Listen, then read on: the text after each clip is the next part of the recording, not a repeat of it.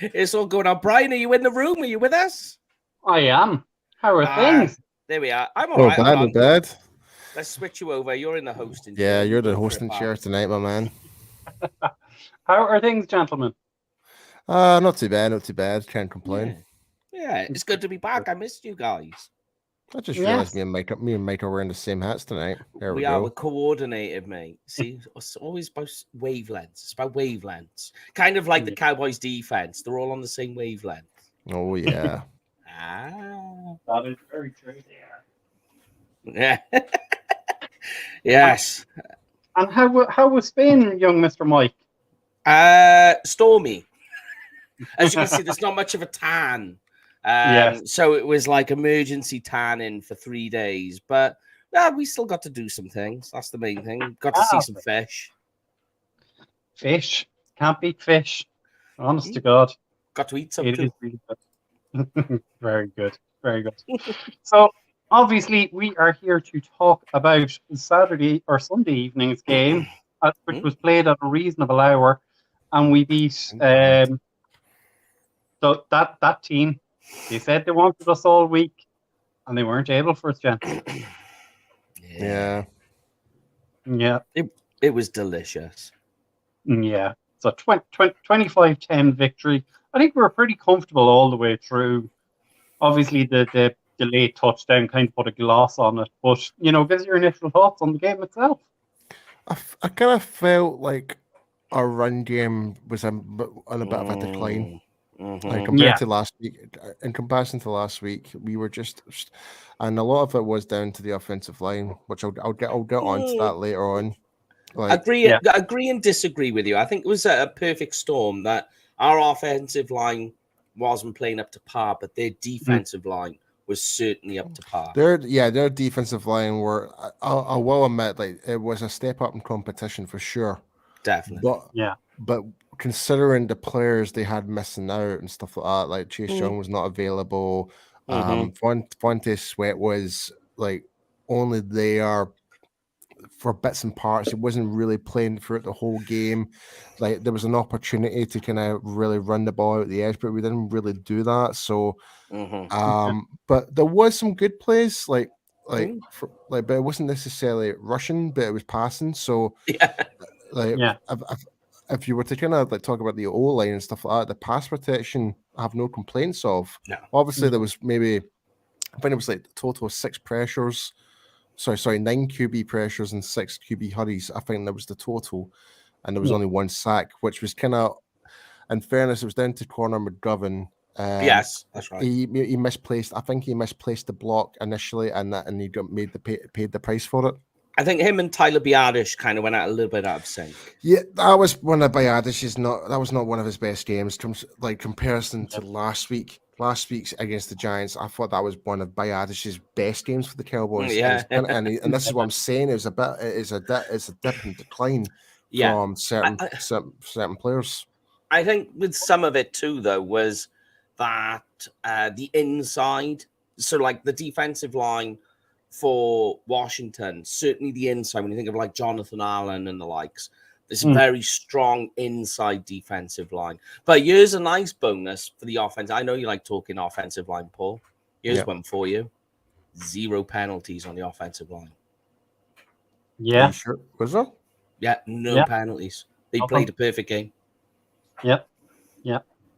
And I think, like, Mike, the point you're making there about, say, Jonathan Allen, I mean, that defensive line has 4 first-round picks. I know someone has put it in the comments there. Yeah. Like, if you look at, say, the NFC East, the Giants tend to take a lot of offensive line in the first round.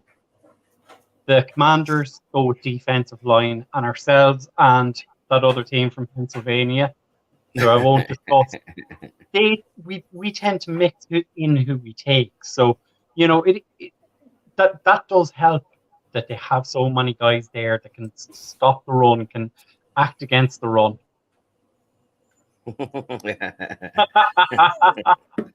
So if anyone just didn't see that comment, Big Labasti says, "This new guy Mike seems to know his stuff. Welcome to the show, rookie."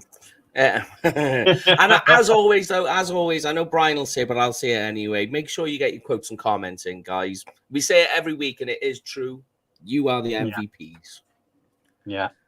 And I like Steve's comment, and neither of you gentlemen mentioned it, about me being so clean cut.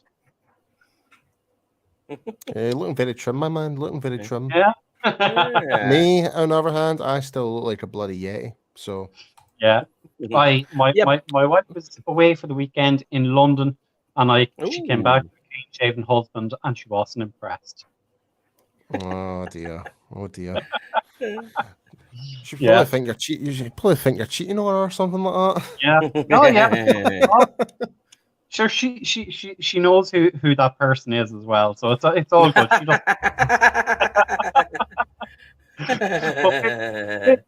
Before we get into lifestyles of the swingers and famous, getting back on talking football, again, Cooper Rush managed us through the game. He's, as someone just said, he's the first quarterback to go 4-0 as a starter for the Dallas Cowboys. That is correct. I think we all know at this stage what we have in Cooper Rush. He's not going to light up the scoreboard in terms of stats or anything like that.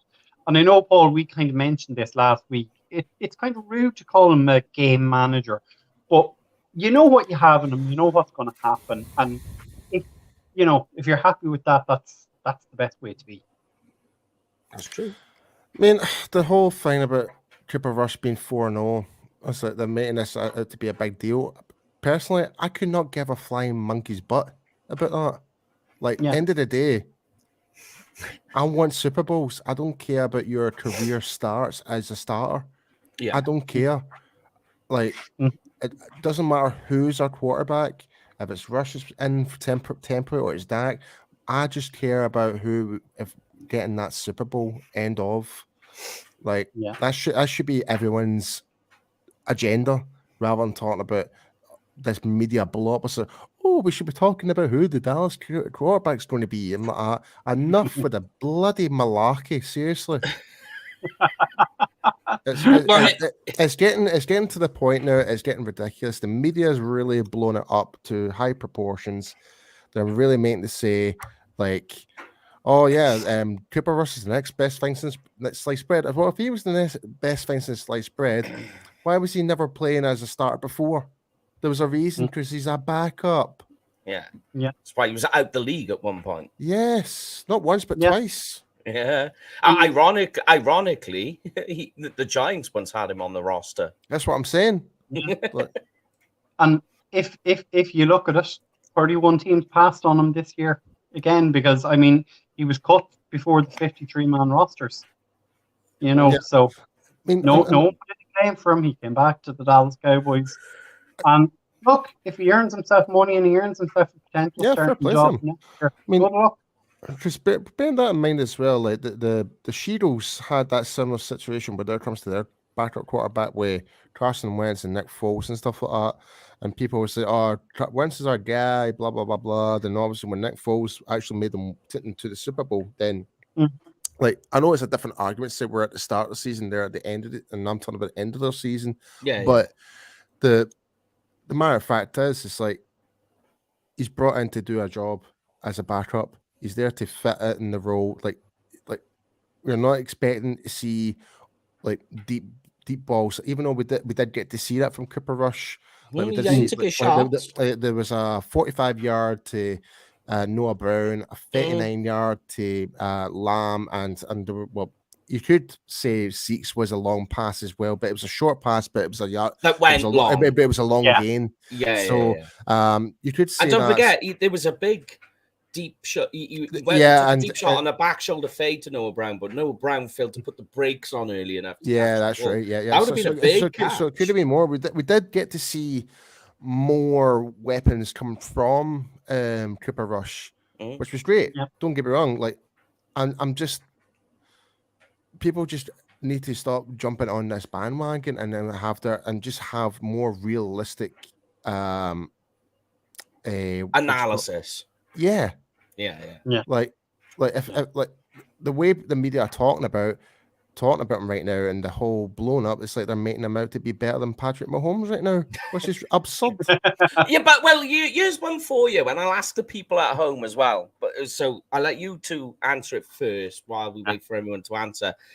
Is Cooper Rush the best backup quarterback in the NFL right now? I would say no. No. Really? No. Well, Okay. If you look at the Pittsburgh Steelers, Yep. they probably don't have a backup quarterback, but I mean they've Mitch Trubisky and Kenny Pickett. Both of them are probably better than Cooper Rush, do you know? And one of them is the backup. Would any of them though go on a 4-game winning streak? The way Rush has? It depends on the team. It depends on the team. But the reason I'm saying that, like, if like, and don't crucify me for this one, because I do think this is actually a good backup quarterback as of right now. You're having, and this is within the Jets, is Flacco being the backup. Yeah. Mm. So, and that's not many people are taking that hot take on that. This is what I like.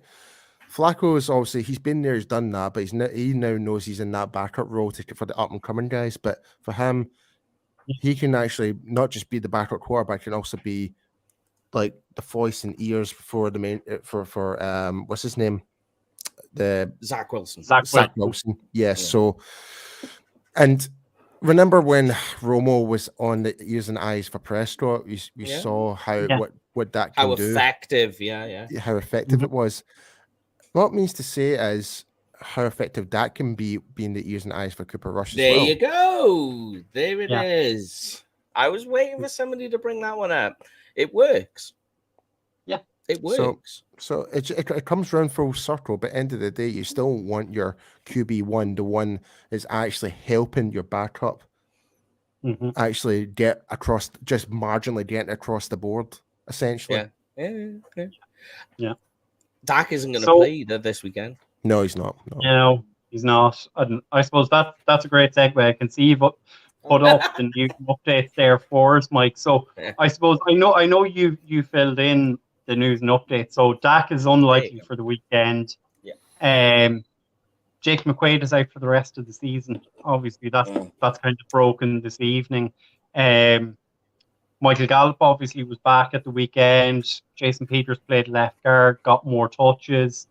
You know, and Brown and Bohanna looked to be clear their injuries. Mike Parsons, Zach Martin, there were scares there. So we'll see how they go. You know, like, I think we came out of that game with a reasonably clean bill of health. Yeah. I mean, like, the Bohanna one I was very nervous about. Noah Brown, the way he got up, I was like, oh, this is not going to be good. But it was okay. Zach Martin, I think, was the biggest one. So when he was down on the ground, I think literally all of AT&T were holding their breath. Yeah. I would be too.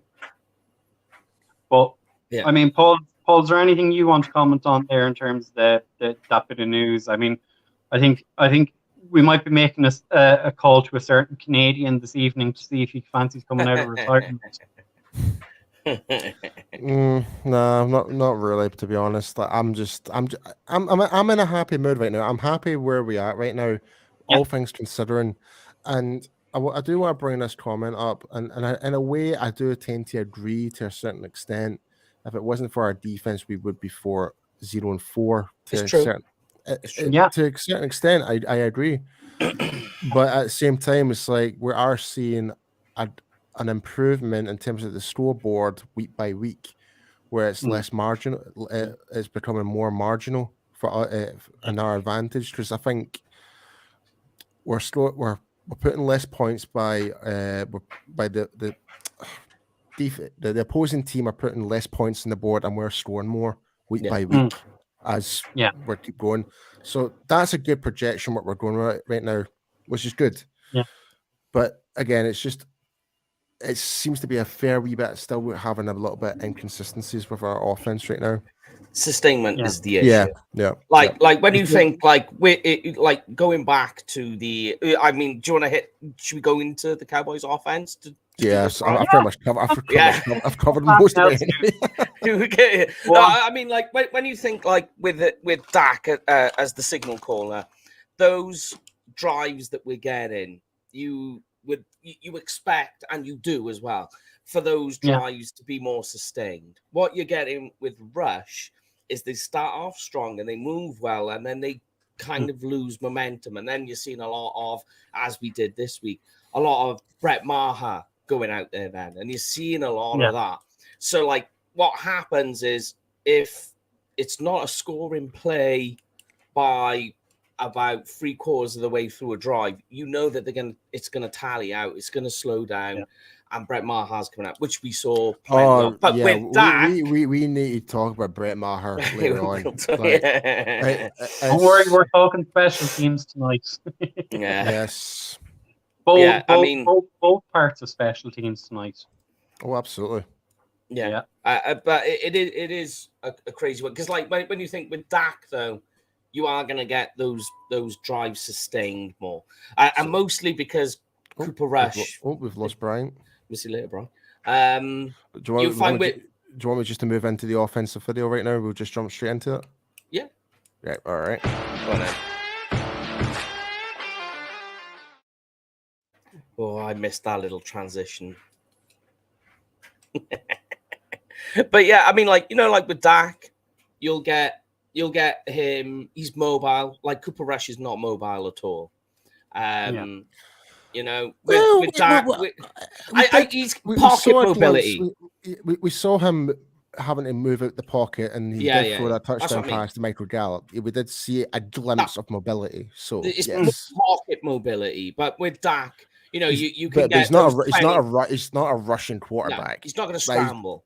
Like you can scramble out the pocket and still make something to happen for sure. But it's like, if you were to expect Cooper Rush to run 15 yards upfield, it's not going to happen. No, you kind of knew that was the case as well with Tony Romo. I remember once Tony Romo, he did actually get a first down on the ground. I remember him running, and I forget which game it was, and I was laughing because I stood up to go grab my drink. Went and sat back down. He was still running. It's only like a Broncos 2013. It might have been, and it was just like really slow. I'm pretty sure it was the Broncos back in 2013. I think. Yeah, and it was only like a 15-yard rush. Oh no, 2014. No, 2014. Yeah, it might have been. Yeah, DeMarco Murray was on the team.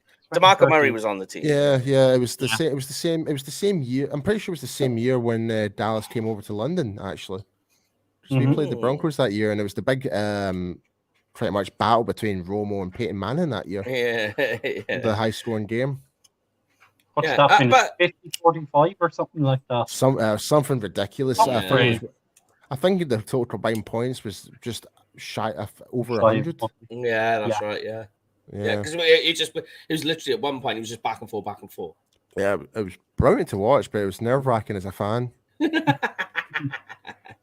But yeah, I mean that's just like my last take for Cooper Rush then.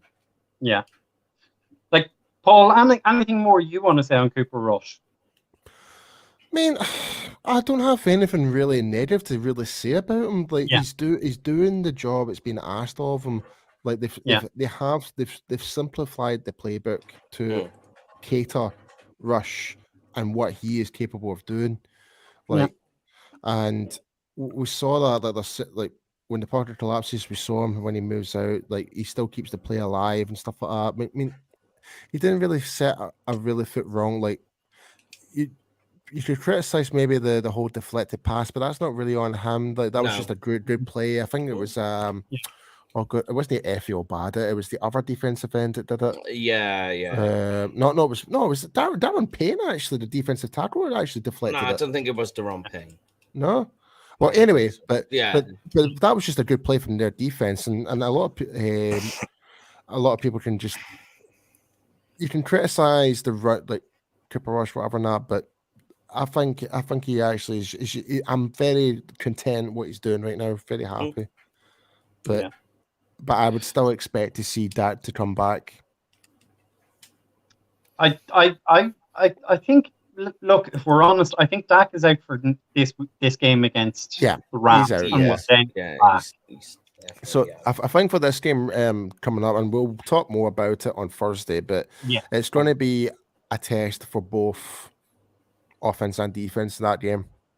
It's going to be one of our toughest games. I'm still not as worried about the Eagles. I'm being perfectly honest with you. They can throw up all these numbers on that, but I still think they're absolutely trash, to be honest. That's just me being, don't know if it's me being favoritism, but I just don't see anything special with it. I would say the same right now about the Rams.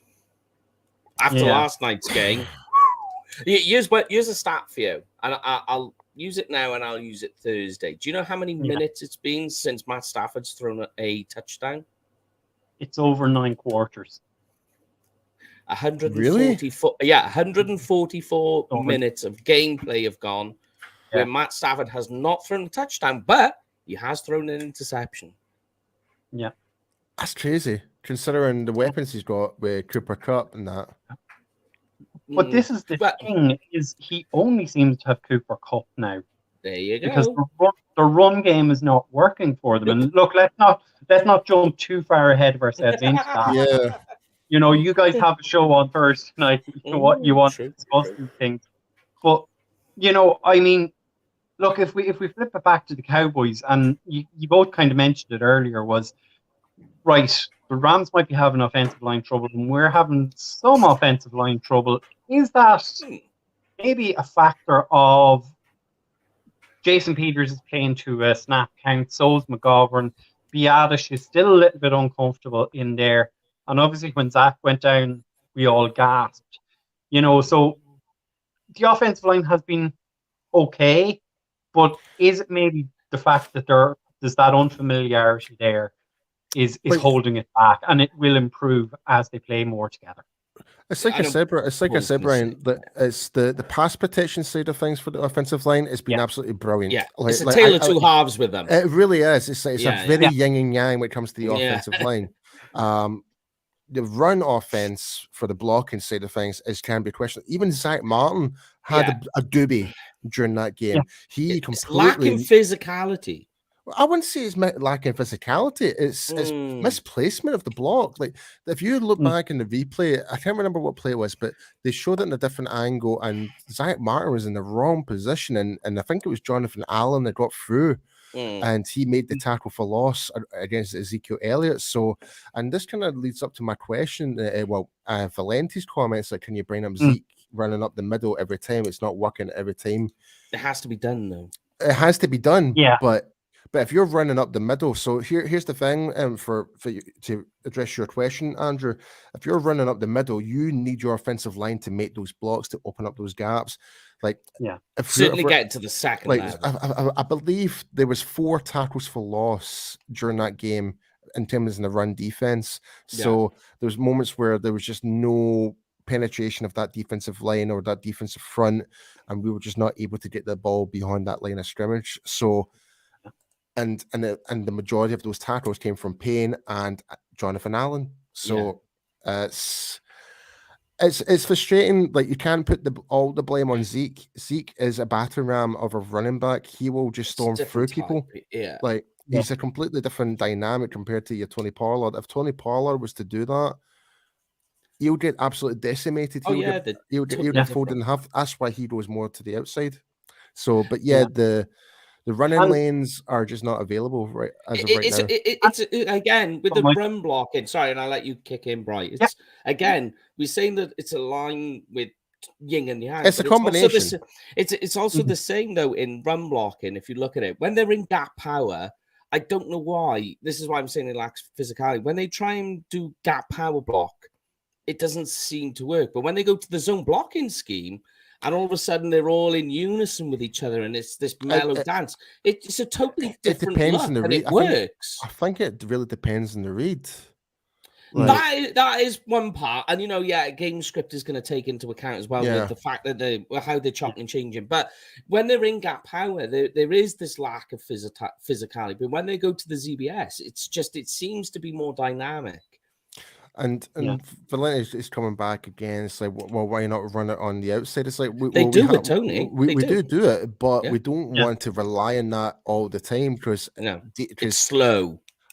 you're not gonna get play. you're not always gonna get them as much yardage. Like No. the inside runs a more direct route to get those extra 5 yards or whatever and that. But if the quickest way from point A to B is a straight line. Yeah, and not only just sorry, Brian. Not only just that, it's like Brian, I know. I'm sorry, man. I'm awfully no, sorry. I'm doing the same. I'm doing the same, mate. It's not only just that. If you keep running more to the outside, defenses are going to pick that up, and therefore you're going to have to revert, changing your game plan again. So I understand the frustration, but you still need to run the ball up the middle, or like sweet pass or whatever.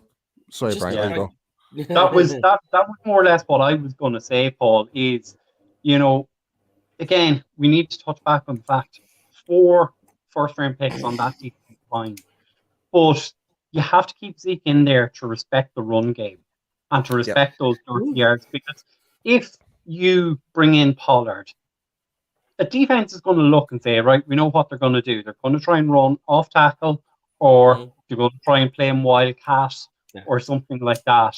So spread your ends. When Zeke is there, you go, okay, we have to respect that he might run up the middle, even if it is 1-2 yards, those dirty yards every time. And that's a good point. That's the big one that people always forget about, is that especially with a defensive line like Washington, where they'll clog that hole up quick. They've got guys who can two-gap quite well, but they've also got guys who are quite mobile that will move and flow in that defensive line. And when you watch it, you go, oh, right, great. Zeke's down for a yard. They get up and you have a look, and all of a sudden it's 2nd and 7, and you're thinking, how in the hell did that just happen? That's what you get with Zeke. That is what's completely different with Pollard. That Pollard will get wrapped up, and it will be at the point of tackle. With Zeke, somehow he gets these extra yards. And the other thing as well, Zeke actually wears down those defenses. He really does. His ability to truck, like dip down those shoulder pads and actually hit those linebackers. You hear the contact. Like he's there to actually put defenses on their butts. Like, really he's not the one that's getting tackled. He's the one that's actually driving them down to the ground, essentially. And it does wear them down, and we kind of saw that when it comes mentally as well. Mentally as well, like mentally tired, physically tired, and we saw that leading up to further up the game that Washington were making more mistakes, especially in likes of the linebackers and stuff like that. Yeah. And then, they're keen in. And the big one is when you look at the Commanders as well, they were really going run defensive, heavy. Like their packages were all big packages. Like, they had the 2 linebackers playing in there, but they were really aiming to stop the run. And that is why all of a sudden, and you don't see this often with Zeke, all of a sudden he's catching the ball and going 31 yards down the field. That's called the perfect diversion, my friend. Yeah, exactly. If that's what you're going to show me, then we'll go elsewhere. And it does work. And they should have stuck to it a little bit more, but I think it got to a point where the points were quite close, and the way that they were leaning on the defense, they didn't want to drift too far into giving Zeke these like extended dump off / screen passes or whatever you want, because you drop the ball and stop the clock. If you start throwing screen passes, defenses will pick that up more. Because it's one of those type of plays where if they do it once, you keep yourself on higher. It's coming again. It's coming again. So. Yeah. And that's what Ron Riviera thrives in defense. He is a defensive coach, which is why I find it so weird about how bad the Washington defense kind of is in general, if you know what I mean. Well, the secondary was pretty bad, I thought. Really bad. Yeah. I mean, there's a nice segue about Michael Gallup. Yeah. Well, that's another thing. Let's say credit to Michael Gallup. I was not expecting. I don't know about you guys. I had very low expectations of Michael Gallup's return because of coming back from injury. Thinking of a pitch count. Yeah, I was maybe expecting 5-6 reps coming in. That's about it. I wasn't Yeah. expecting him to get many targets, to be honest. No, to be on like 30 odd snaps. Yeah. Like, yeah. Well, I think McCarthy came out after the game and did say that they had him He on a did. snap count, and he was feeling good. chose. And Yeah. let's go with it, because I think it's one thing to say at the minute is there seems to be a little battle there for the number 2 wide receiver slot, because I'll come back to CD Lamb in a minute. Noah Brown obviously is more familiar with Cooper Rush, so he's been a target. And he's kind of going, well, hold on, maybe I'm the number 2 receiver on this team. So I want my snaps. And maybe Gallup is going, hey, I'm still here. I want to be number 2. And that's what's happening. Yeah. Hey, it's a good battle or a good problem to have that you're not sure who to have as your wide receiver too. I'm not going to argue with that. But the big one that I've wrote about this week as well is that what doesn't show up on the stat sheet for Michael Gallup, because if you look at the stat sheet, you go, oh, it's 24 yards and a touchdown. You go, okay. But it's like, yeah, but don't forget, he also added 65 yards on the offense with 2 DPI calls. I just want to bring this up quickly. It's not just this game when Zeke had the last time Zeke had over 15 yards plus for a rush was actually last week with a 27-yard. It was last week. That's true. Giants. Yeah. Just because a guy is not home running every game doesn't mean he's a bad running back. Yeah. A guy like Zeke is there to get the dirt yards, and that's his game. He's not Derrick Henry. He's not going to run the ball in every game.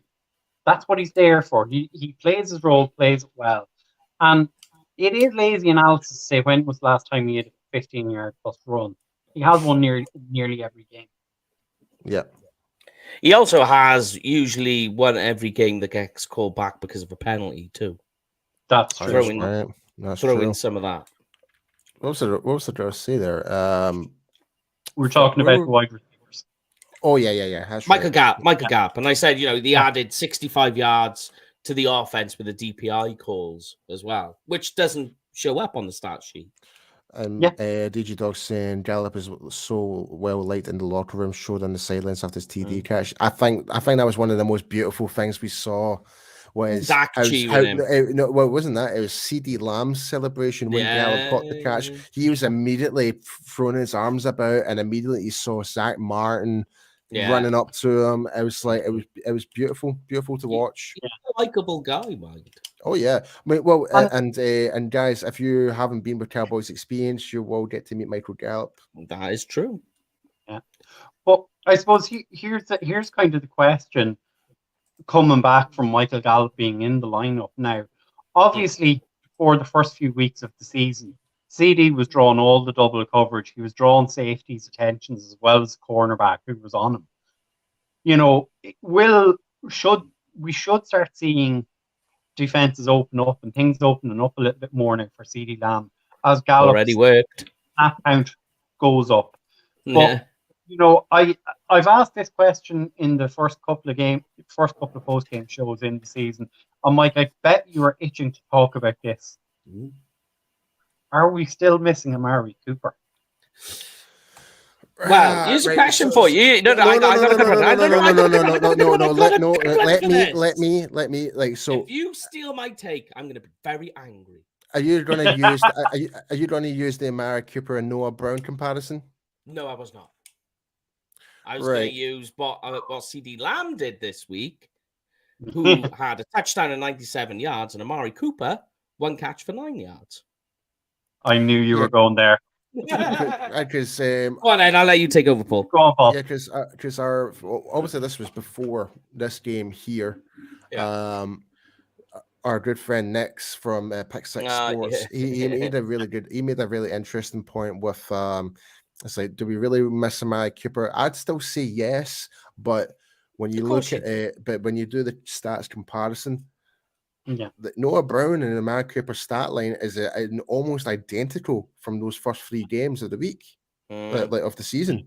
So, but I'd still take him. I still miss Amari Cooper because of what he brought to the team. But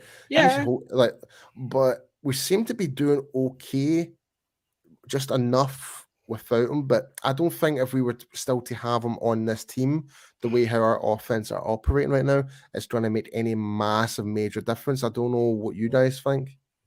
I think it was a surprise to find out that Noah Brown is Julio Jones.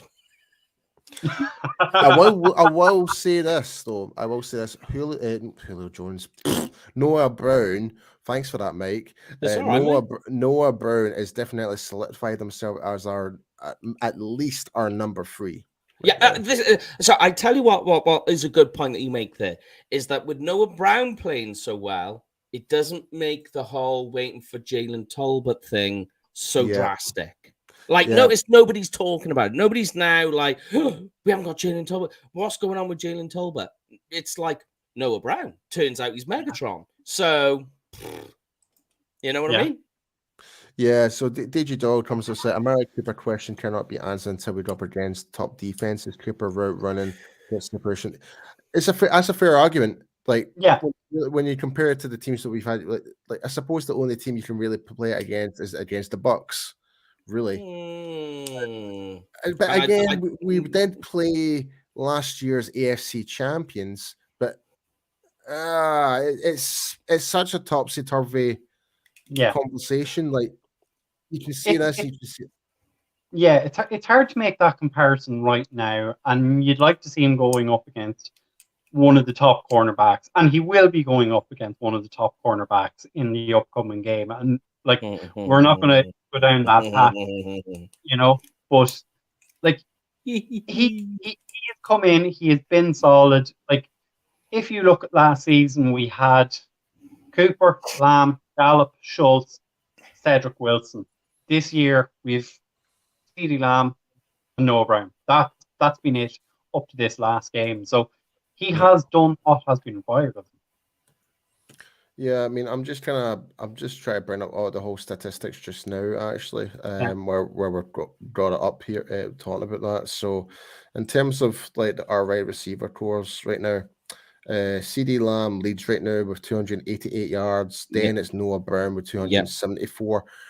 After that, it's Dalton Schultz. It's with 80. So there's a massive step of difference. You're talking about just under 200 yards of a difference between the top 2 and our number 3 guy. So, but it's not going to take Michael Gallup that long, especially when you think of the way where Michael Gallup sets up shop, that he's the deep passer. Like, his A-dot's going to be like 15 yards. Do you know what I mean? So it's not going to take Gallup long to catch her. It won't take him for long, for sure. And I completely agree with you. But it's like I kind of said, it's like when it comes to Noah Brown, he has definitely certified himself at least our number 3, at least. Oh, yeah, easily. Yeah, 100%. I mean, the thing is you think about it, Gallup and Brown can set up shop outside. What you do with CeeDee Lamb is interchangeable then with the slot or on the outside. Although, you know, you can use Noah Brown as that big slot guy as well. He's a bit of an, I'll be honest, Brown is a bit of an enigma. I know. I'm still trying to figure him out myself. Yeah. Because he was kind of like a tight end. He's lost some of the weight, so he's not really down that line anymore. But then you watch the style of play and you're trying to figure out where it clicks together. And the only thing I don't know how, but it just does. I think it's the chemistry. The big one is the chemistry. See, this is my main concern now. Like, when Dak does come back into the fold, that's my concern, because obviously it's going to be more towards Gallup and Lamb, because we all know and Schultz, because we all know Noah Brown and Cooper Rush have had more chemistry because they were pretty much the second stringers, so they had their reputations as second strings. Dak had his, like, this is all throughout training camp, OTAs, you name it. So there is more of that chemistry when it comes to Rush and Noah Brown. But here's the thing I'm going to throw to you, because this will be the next comment from someone in the next couple of games, is we're paying Schultz 11 million, we're paying Gallup 10 million, we're paying CeeDee Lamb 5 million plus a season. You know, they should be getting the ball. And again, it's this lazy analysis at times, you know, about, oh, well, Noah Brown is only getting paid 700,000-800,000 and he's putting up yards. Of course he is, because you guys say he's working with a guy in Cooper Rush who he's always worked with. Yep. It's such a weird business how the whole thing's work within teams, isn't it? Yep. Like the thing is for me personally, when it gets to the season, forget about the money. Just worry about what are they doing. You've paid them their money, so why are you worrying about it now? The season started, we're in. Forget it. Yeah. Feel like Andrew kind of feels the exact same way when Dak comes back. I kind of, I can see it. I can see it. It's unfortunate. Yeah. I don't want Brown to fade away to the world. I really don't, because I think he does bring a different dynamic. But if you look back at last season, Cedric Wilson was still getting snaps and was still getting a lot of key snaps and key receptions. So there's no reason why Noah Brown cannot fill that role this season as the season develops. But I suppose, look, we're 40 odd minutes in, and Mike being on the show means we're going to be on time tonight. So do we want to start talking about the defensive side of the ball? Yeah. Let me get the video. I'll get the video running. Go on in, hit it.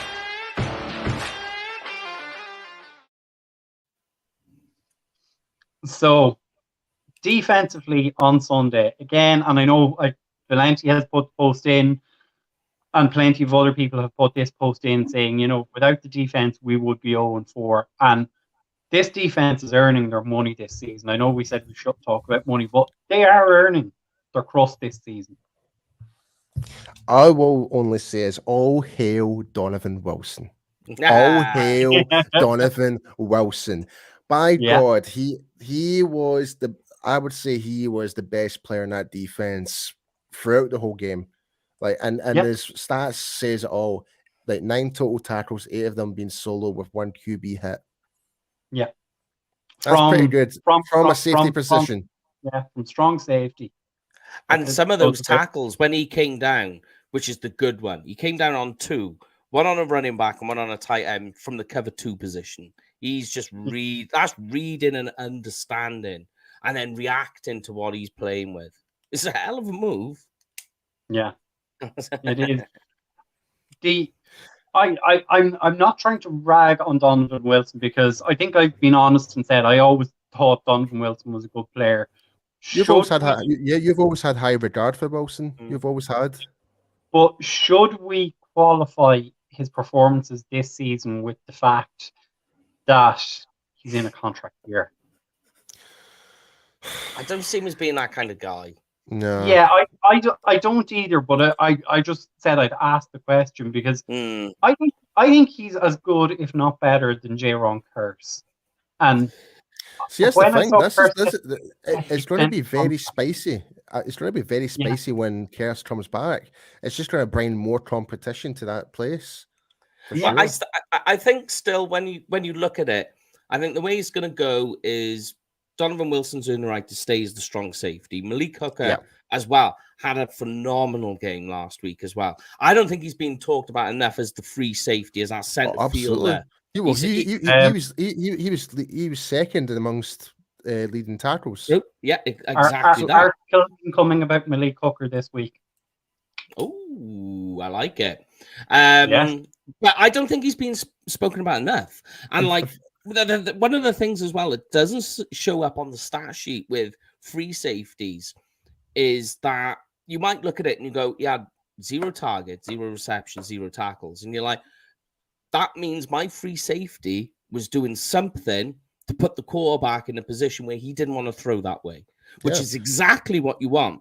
If your free safety is blank on the stat sheet, he's done his job. That's the ironic thing. Just to add on top of this as well, when you look at the top 5 players in terms of the leading the tackles, it's Donovan Wilson, Malik Hooker, and sitting at number 4 is Israel Mukwamu. 3 out of the top 5 were in the safety position. Yeah. But I think what you're going to see when Jaron Kearse comes back is there's going to be this interchangeable part where you'll have really 3 players in rotation. That's Anthony Barr, Donovan Wilson, and Jaron Curse. Depending on how you want to line your guys up, because Jaron Curse is this hybrid guy who's somewhere between a safety and a linebacker. Anthony Barr is kind of like that. And then you've got Donovan Wilson, who's your box safety. So now you get to have this complete, like, cluster of, like, what that will do to a quarterback in terms of, like, who's the safety out there? How are they lining up? Are they in cover 2? Are they in cover 1? Who's coming down? Are they staggered safeties? But then you've got to figure out which guy is out there as well, because depending on what the guy is out there depends really on what it is the defense are trying to do. And now all of a sudden, I don't even know. If I was a quarterback, I don't know how I'm going to go about trying to figure and read that out. Yeah. Like it is the thing, and we said this last week on the show again, Paul, in regards to Hooker, is how many times have teams, and Mike, you alluded to it, how many times have teams taken deep shots across the middle? I can't remember one this season. No, that's the point. Like, no one wants to throw that way. And he's so quick. He's so quick at the click and cover that when he sees it, he's over there in a flash. And you see it all the time. He's down in there quick. Yeah, but I think the way it's going to work is you are going to have Hooker and Wilson as your 2 safeties, and Curse is kind of going to be that almost interchangeable linebacker that you can drop into cover if you want to. So if you wanted to go into like that cover 1 situation, you want to try and roam your safeties a bit, then that's what he provides for you. Yeah. But if we flip it on then to another part of the secondary, and don't worry, Paul, I will come to the defensive line. I believe we picked a cornerback with the pick we received for Amari Cooper, and he had an interception this weekend. Correct, Michael?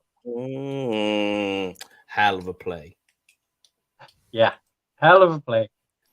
From Deron Bland. Here's a crazy one, right? While you're talking about that, right, Brian? I think that this game, right, because the defensive line, as you say, we'll get to, was getting some pressure, etc. But what we saw in this particular game, was maybe the best defensive back game from the defense back we've seen from the Cowboys in decades. That's not an exaggeration. I mean, it's taken decades for us to see a game where all the defensive backs, and we're including Deron Bland in this, Trayvon Diggs, Brown, the safeties, Israel McCarm, we'll throw in there too. But this was, and like, just like the cherry on the cake of all of this with the defensive backs was Deron Bland getting an interception. His first game playing properly. He's a rookie, and he managed to reel one back for the offense. Yeah. I mean, I was stunned about it, and I don't know if it was a special teams play or if it was a defensive play. But Kelvin Joseph even showed up on. Yes, no, it was a special teams play. Yeah, you're right. Yeah. I wasn't 100% sure on that one. Yeah, but came down with the boom. Yeah, but Paul, give us your own thoughts on the secondary's performance before we do flip it into the area that we all know you want to talk about. Well, so in a way, it's kind of related to the defensive line to accommodate the secondary, right? So the defensive line didn't obviously manage to get to Carson Wentz as much because, in fairness, their offensive line did step up from the previous game against the Eagles where they gave up 9 sacks. They did, Mike. They did step up. They did a little better. But go on, and I'll so go to my point. My point is that because Wentz still managed to get some time, even though he did have a lot of QB pressures, but he still managed to get the ball off. But that means it gave more time for, like I said, the secondary to actually make those other plays. So that's how you're seeing the stat sheet much more higher for the secondary rather than seeing all the defensive line and much more lower statistics in terms of like tackles and that. Yeah, well, the only thing I will say is what Wentz was trying to do because the offensive line is a little bit shaky for Washington, and It they is, did play a little bit better. But if you go back and watch and go and have a look at his time to throw as well, Wentz was trying to get that ball out quick. Yeah. So that was trying to negate the Cowboys' defensive line It pressure. was literally what but Tom he wasn't Brady, counting on the fact that the D-backs was so he was good. trying to do what Tom Brady did to us back in week 1. Quick It's quick ball. Like, just take out the defensive line with the quick ball. Basically. But here's the thing, and Paul, you say this repeatedly, is the defense is a chain. And if the defensive line, and again, it might not show up in statistics, and we do have people who will say, "Oh, well, we're not getting sacks, we're not getting pressures." Maybe we're not, but that's being helped by the fact that our safeties, our cornerbacks, our linebackers are doing their job as well. So you can't isolate the defensive line and say, "Oh, they did a terrible game." They didn't. They had a very good game, but the stats went to the safeties. His boy got a sack. Yes, he did. Come on. Come on now. I'm trying to bring you back Neville in. Gallimore got his sack and 2 tackles for losses. And pressures too. Mm-hmm. So, I think he had 2 pressures as well. you will confirm that in a wee second. Because I am just literally getting all the actual information for that right now. I got my PFF now. Yeah, I've got it. Certainly got 2 pressures when I read it. Yeah. But I mean, to be fair, I think I gave Neville a little bit of stick earlier in the season, but I think he has been coming on. It was fair criticism. It was fair criticism. Yeah. Myself, I was disappointed in him. Yeah. So, in terms of God, what do you see? One pressure. I got it. Yeah, 1 pressure, 1 sack. Yeah. Yeah. So hold a minute. So I'm just trying. PRP. I can't be right unless I'm not reading this right. One tackle. You had a missed tackle, but okay, we'll ignore that. And 2 tackles for a loss. Yeah. And I mean, this is the thing with the defensive line being as deep as it is that Dan Quinn seems to be getting his defensive guys in. He's keeping them fresh. They're not all playing 60-plus snaps a game. So they're all able to contribute. And like that, we've seen in a couple of games this season where Tank is taking snaps from defensive tackle. So I think we have to give Dan Quinn a lot of credit for how he is scheming the team up as well. Yeah. I mean, like when you go through the defensive linemen, like their snap count, like of all the defensive linemen, Tank has the most snaps with 50. Yeah. So that's on a possible like 70-odd snaps. I don't know what. Hold on, I've wrote it down on you. That's less than 70. They had 71 plays. So there you go. Yeah. I'm just looking at the stats right now. So DeMarcus Lawrence had the most hurries with 5. Then it was Parsons, then Dorrance Armstrong, then Osa Odigizua, then Dante Fowler. I mean, for Neville Gallimore, like he picked up obviously the QB hits. No, sorry, I read that wrong. DeMarcus Lawrence got 7. Parsons got 3. 2 for Armstrong, 1 for Osa, and 1 for Fowler. But in terms of the total tackles and stuff like that, I mean, you can't really complain. Gallimore was spot on. He really was. Yeah. No, he did. And that's exactly the type of play you want. He's your typical 3-tech pass rushing defensive tackle in the middle. Yeah. That's exactly what it says on the tin. Yeah, and Bohanna had a great game as well, I thought. And here's the thing, we need to remember gapping his ass off. Oh, absolutely. He was eating up the double team as well. Massively. Don't get me wrong, that was probably one of our worst games in terms of the run defense, but because they did score a total of 142 yards compared to last week, where we only gave up, what was it, 80 yards or something like that? But one of them was a big play. Daniel Jones alone. Well, Daniel Jones alone, yeah. But that's no, more. But I wouldn't put that on the defensive line because they were hitting their gaps and basically the pocket collapsed and Daniel Jones rushed out. Yeah. So Well, I would put that more on the linebackers for making the feel on the read on that. And the corners in run defense too, and like because if you notice, a lot of the runs that they were doing, if you notice, were flowing away from DeMarcus Lawrence, even going off tackle to like. So obviously that's our pass rush side, and they were exposing that the fact that we were trying to come on the pass rush on the outside opposite DeMarcus Lawrence, and they're taking a lot of their runs off tackle that way, and they were getting chunk plays off that. Did any of you guys see the video clip? Well, the play where Sam Williams used a tight end to launch launch into the running back. He literally just actually is like shot potted him into. I was like, "Jeez, man! Like that is just pure strength." That. Oh yeah, when you think it's a tight end as well, it's not like a corner he's doing that too. Absolutely, a wide receiver. Dismantled him. My goodness. Yeah. I mean, go on. I was going to say there's another guy that deserves a little bit of credit who's been doing his job quietly and effectively in the last few games.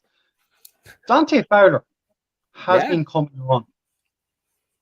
He had a really good game. I would say Dante Fowler and Tristan Hill. Don't forget him.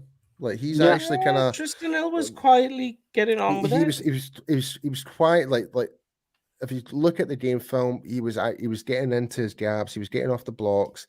There was certain plays where he was getting caught, but I think that it depends on how that offensive scheme was for those plays. But even that, we actually saw Tristan Hill dropping back into coverage. Yeah. That was pure Dan Quinn, pure mad scientist defensive plays.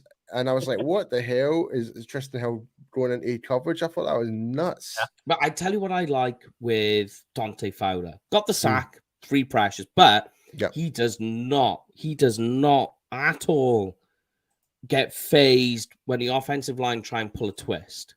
Go and watch him when in the last game on the he's just staring at it like, what are you guys trying to do? He was reading it all the way through, and I think that's the pedigree in him coming out. Do you know what I mean? Because he just understood it, and it is good to see. And you are right, but I think though, if we're going to talk defense, all right, Micah Parsons, you're starting to see offensive keying in on him, which is the defense now. The rest of the defense, especially guys like DeMarcus Lawrence, you're seeing the effects of offenses going, go stop Micah Parsons. So DeMarcus Lawrence is going, thank you very much. I'm no longer double teamed. And I just want to kind of highlight as well. It's like, what was the last number we mentioned about the total number of QB pressures we did against the Giants? Was it 25? 27. 27. We got 26 this game.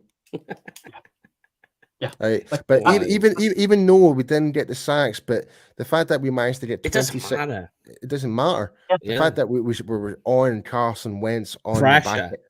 On the pressure all the time. So sacks are nice because obviously it'll kill the play.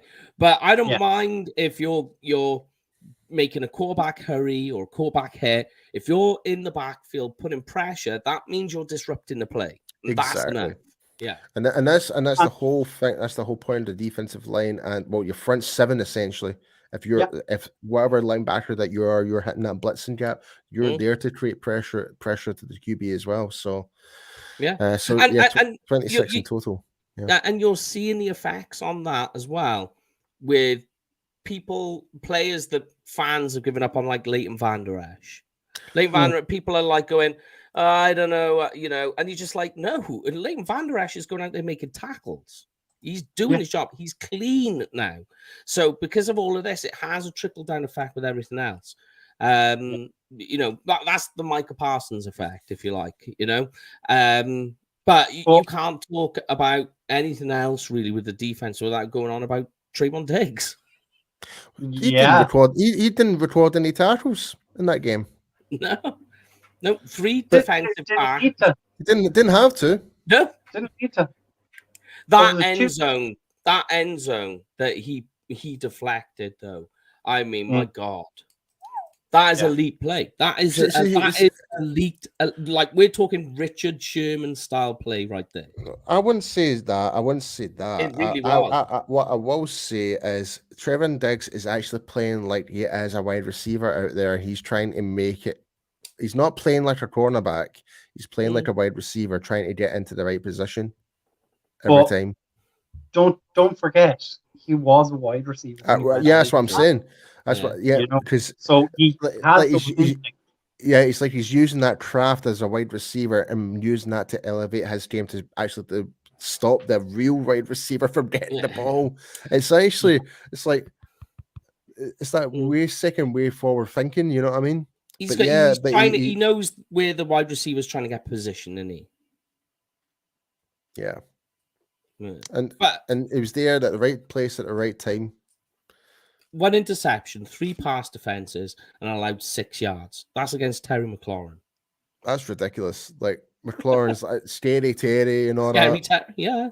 Oh, do you remember? Oh, God, I know I'm jumping off topic here, but did any of you guys see the music video that came out before the game by the Commandos fans? Yeah. It is so cringeworthy. Cringy, yeah. It's even more funny now, the fact that they lost. They lost. I know, yeah. It's like that time. Remember when the Eagles brought in the coffin? No, that was us. No, we did it back to them. Oh, yeah, so they did. So if you remember, Eagles did it. They brought the coffin in. And if you remember, it was Stash Man who came up with that idea to take the coffin to them. Oh, so guys, just to let you aware, Brian's phone just disconnected there, so he will be back in momentarily. Yeah. But I mean, Trayvon Diggs, here's a question for you and everyone at home, right? Is Trayvon Diggs, right? When you think Jamar Chase, right? Mike Evans, Scary Terry, right? Is when you look at his stat sheet, the way he's playing now, is Trayvon Diggs an elite cornerback? Yes, absolutely. Has to be. How can you say no to that? Like we saw it, and here's the thing, people are. I'm using Jalen Ramsey as an example. He got absolutely toasted last night. Yeah, and he was terrible in that Super Bowl. I thought, for him to be graded as the top corner in the NFL, I find is absolutely ridiculous. I think it's lazy. It really is. Yeah, but Danks is proven in and out. Doesn't matter how many yards you give up, but he's there. It breaks up the main important plays. He's a playmaker in defense, and for him, whatever, so what? He's giving up the most yards in the NFL, but has he helped? He hasn't right now. But has he helped defenses win the games? Yes, 100%. He is a game changer when it comes to this defense. And Brian's back. And there we go. To go back to your thing on Jalen Ramsey. So he goes up against Scary Terry, allows only 6 yards. Jalen Ramsey goes up against Deebo Samuel, so somewhere along the same elite level, 147 yards last night. You got absolutely smoked last night. Absolutely washed out. In fact, hold on. Let me. Now we're using this. I know we'll probably use this, but I just kind of it's a related topic because we're using this whole Diggs versus Ramsey talk. Because a lot of people are kind of using the analogy. I can't even say it. Comparison. Thank you for that. Yeah, I got you, brother. I got you. I just don't understand why he's been so disrespected by the experts out there. Yeah. If that makes sense. Because he's not running his mouth and telling everybody how good he is. He's just going out there doing his thing and getting off to the sideline and talking to his teammates. He's not trying to tell you he's the best cornerback in the league and he deserves all this money and all this kind of stuff. He's a team player. He's just cracking on with it. And people talk about, and I've said this I've given this take before, that a lot of people will dismiss Dak with yeah, he gets a lot of yards. They're all garbage time yards. But then when you talk to the same people who say that, and you say, so is that true with Trayvon Diggs? Because Trayvon Diggs gave up a lot of yards in garbage time when the offense was throwing 40 burger on, and it's late into the fourth quarter, and the opposition's trying to throw on you. Is that not the same effect? It is. But apparently not. But do you know where I'm coming from, Paul? Mm. Like, does garbage yards not work the same for cornerbacks too? I would say so. Yeah. So if that's the case, then last year with Trayvon Diggs giving up all those yards, majority of all that was in what we call garbage time. Yeah. Okay. Yeah. And that's going to happen if your defenses are providing a cushion because you're playing the clock, not the player. Yeah. There we go. That's my final take on Trayvon Diggs. But here's a question I wanted to ask both of you before I was rudely interrupted. Is the fact that Dan Quinn is now in his second year as the defensive coordinator further improving the team, because we've gone from Marinelli through Nolan to Dan Quinn, and we just have a settled defensive coordinator now. I will give it to Paul, and all I'll say is coaching consistency. That's it. Yeah. Go on, Paul. Take it away. I don't think it's necessarily all with Dan Quinn. Like, I think there's a lot of credit down to the actual positional coaches as well. They're drilling in the set, like the foundation. Like they've created this culture within the defense now. So, and yeah, don't get me wrong, Dan Quinn is the main architect of all that, but it works its way down from Dan Quinn down to his positional coaches like Aiden Dudley for the D line, etc., etc. Unsung hero there. Yep, he is an unsung hero. And he's from the UK. Obviously. But I suppose if I just jump in for a sec, Paul, is the fact that there's no hot boys attitude with these guys at all. It's I'm glad get the job done, get off the pitch. Like I saw a clip of the Giants at the weekend, and what did I see? A tackle by Jalen Smith and a swipe. There's none of that anymore. I mean, I don't I don't hate Jalen Smith. I don't hate him, but it was the whole celebrating a tackle at the wrong time. Like it was but he gained yards. The running back gained a yard, so it's not a tackle for loss or anything like that. If it was a tackle for loss, I would understand it. But the guy just gained up 5-6 yards and you're celebrating. But anyway, in terms of the whole Hot Boys thing, it was cool at the time, but it became more of a distraction year after year. Yeah. So and it was a bit monotonous. You're just like, I found it. Yeah, so but trying to keep a hold of Dan Quinn right now is going to be probably the biggest task for the Cowboys right now, because he will be hot property. Yeah, I can't see him going anywhere, man. I just see it that if it does go that way, Jerry's gonna do everything within his power to be like. And well, that's the thing. Jerry will probably end up making him the most expensive defensive coordinator in the world, without a doubt. Like, and rightly so. He'll probably earn more money than most actual head coaches. Yeah, because just depends. Coaches aren't capped. Exactly. Like, there's no salary cap on coaching. Yeah. But I suppose, look, we're an hour and 10 minutes in, and we do want to give a big lot of love to our special teams this weekend. Yeah. And I'm going to start with Brian Anger, because we always talk about Brett Maher and we never give Brian Anger the credit he deserves in terms of what he does. Like even the doofy punt he did. He's pinning teams back into their own 20. Yeah. If you look at that statistic alone,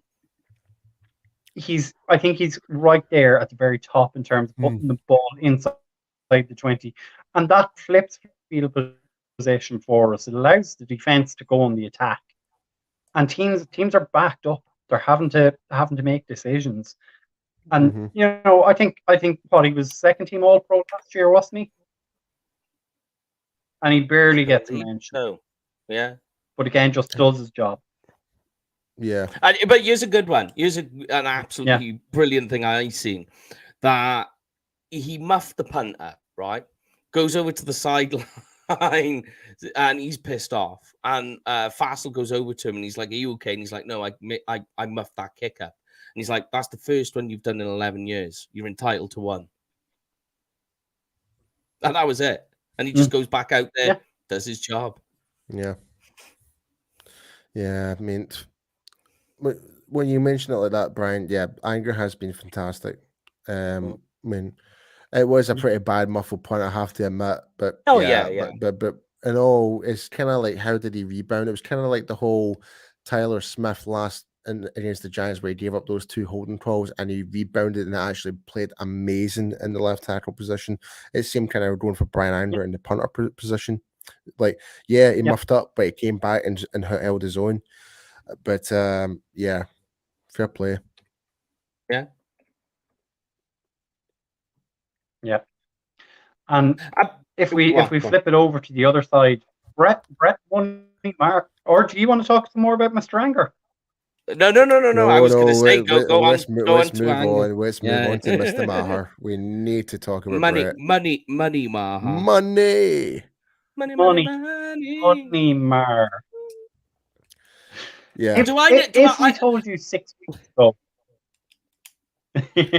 I know we were going to I'm honestly, be speaking highly of Brett Maher. It's probably been the best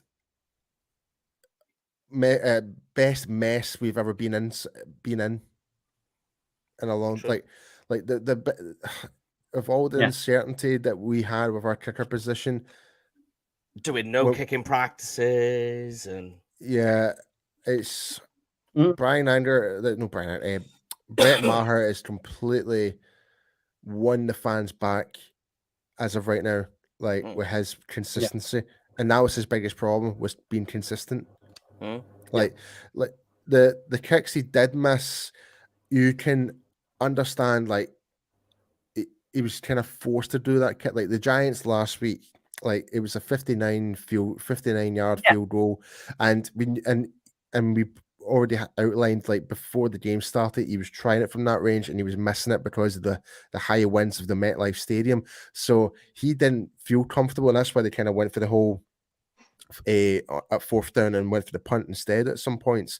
But in this game, the only one that it wasn't even a missed kick. It was a pat down from Efe Obada, a former Dallas Cowboy.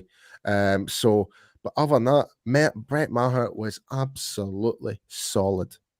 Like he was an A+ in my opinion. He really was. Yeah. I'm not one to ever delete posts off our social media, and the SpongeBob SquarePants video I did of Maher, I'm thinking of removing. Yeah, that was a topsy-turvy time. But in fairness, at the time, I know we all felt that. But Maher, I don't know what he's done before he came back, but by God, he's switched it on. He's managed to find that consistency of making he can do the harder kicks, no problem. But it was more like the more mid-range kicks was the Achilles heel for him, essentially. He's now managed to find that common ground now, so fair play to him. And that's the thing, is that when you go and look at his one miss that he's had on the season so far, it's been from 52 yards. And like, I don't mean to, like, if you miss a 40-yard kick, now I'm fucked. I'm annoyed. I'm annoyed. We'll delete that out. I'm annoyed. But you miss a 50-yarder, I'm kind of like, yeah, because if you've ever stood back there and looked how far away those posts are for a 50-yard kick, you're just like, that's impossible. Yeah. Yep. And let's not forget, you do have guys charging at you. Yeah, there's the commotion, the pressure, the crowd. Yeah. It's not easy. I know Rich, for example, can sometimes be flippant and say, why can't the rugby guys go over and do that? And they could, but you would have to say to a rugby guy, okay, it's a drop kick you're taking. It's not a penalty where you can take your time and, weigh everything up and wait till everybody's quiet. You have to do it like that. It's reactionary. Yeah. You got a clock on you. Yeah. But I think at the moment, like the way he's kicking, and the missed extra point, like you say, it's kind of 50-50. Some of it is him, some of it is what was going on ahead of him.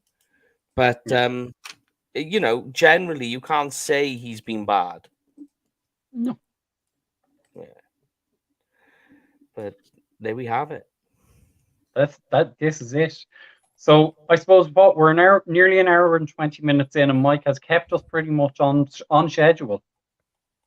So I know, Brian. We can't get away with the whole extra 25 minutes in top anymore. Yeah. So do we want to start wrapping up the show and giving a shout out to a few people? Yeah, let's do it. So. So as you know, guys, if you're planning on going to a Dallas Cowboys game this year, be sure to go with Cowboys Experience for the ultimate meet and greet, stadium tours, game tickets, and tailgating experience. As you can see, you can meet players like Jay Novacek, Micah Parsons, Zach Martin, Travis Frederick, and the Hall of Famer Drew Pearson. When we say you guys get treated like royalty, we absolutely mean that. Cowboys Experience is the best place for that. And also, guys, you can go and check out our fellow content creators. As you can see there on the board, we've got SB Nation, which I'm part of, Pick 6 Sports, where Nixon, that is our CFO Sports, which is J-Tuck there, right bang on the middle. Big Game James, Law Nation. Please go and check everybody out. And all, of course, the official Cowboys.com channels as well. Talking Cowboys, hanging with the boys, mixed shots, you name it. There we go. And also, Mike, do you want to take this one? Oh, the travel package. That's next year. So keep an eye out on the news as that breaks. When next year kicks in, we will be doing it. So if you're coming from the UK or even Europe, make sure you get in touch with us and find out more details about that. Sweet. But yeah. And what time will you gentlemen be available on Thursday night for the pre-game show? As usual, 9 p.m. UK time, 3 p.m. Central time in Dallas. Yeah, and as well on top, you got Paul's and my articles coming out this week as well. Yeah, on bloggingtheboys.com. Yep. And Paul, what time can we get your wonderful show with the very delectable Miss Meg Murray? So the World's Team podcast will always be available every Saturday on Spotify and Apple Music. It just really depends what time we get it out on during that day. We'll try and aim it for midday every Saturday, Central Time in America. So it's like 6 p.m. our time. Brilliant. So I think we have given everybody the shout outs they deserve. And Mike, I'm going to hand it over to you to wrap things up. I will see you all on Thursday. Go Cowboys. Good night.